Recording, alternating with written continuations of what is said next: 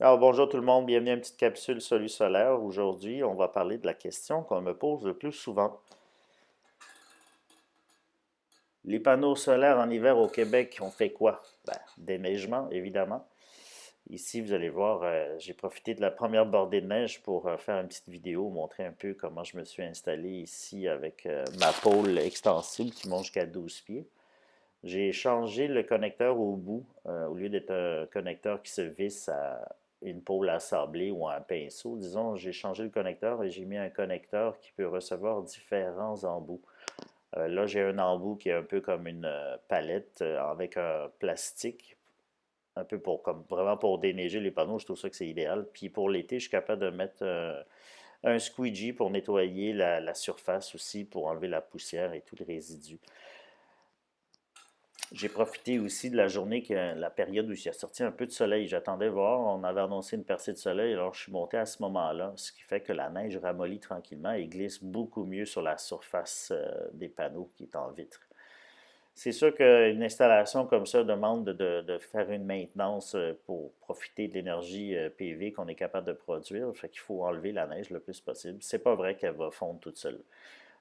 Surtout quand il y a une accumulation de 5 et plus centimètres, ben, la neige va se compacter, puis après ça, avec les intempéries qui suivent, peut former une croûte, la glace. Alors l'idéal, c'est de monter régulièrement, enlever le plus possible au fur et à mesure la neige pour éviter que ça devienne trop lourd et trop demandant sur les bras, disons.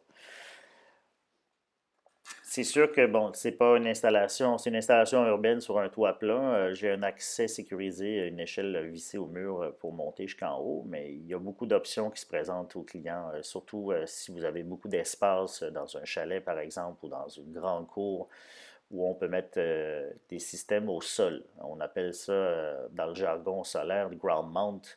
Alors, c'est soit sous forme de poteau où vous avez 8 panneaux solaires dessus ou des systèmes où on peut mettre 4 panneaux, 8 panneaux, puis c'est à portée de main au niveau du sol. Alors ça, c'est très pratique, surtout quand on utilise des panneaux bifaciaux parce que ce que vous allez capter à l'endos du panneau qui va produire de l'énergie va chauffer le panneau et va forcément faire fondre la glace, la neige qui est à l'avant du panneau aussi. Fait qu'ils vont se vider pas mal tout seuls.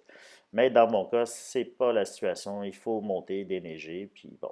En même temps, on profite de la vue et on prend un peu d'air frais. Alors oui, regarde, c'est comme prendre sa voiture, il faut la déneiger pour l'utiliser. Ben, pour les panneaux solaires, il faut faire la même chose. Il faut les déneiger pour en profiter. Bonne journée à tous, puis si vous avez des commentaires ou des questions, n'hésitez pas, ça me fait un grand plaisir. Bonne journée.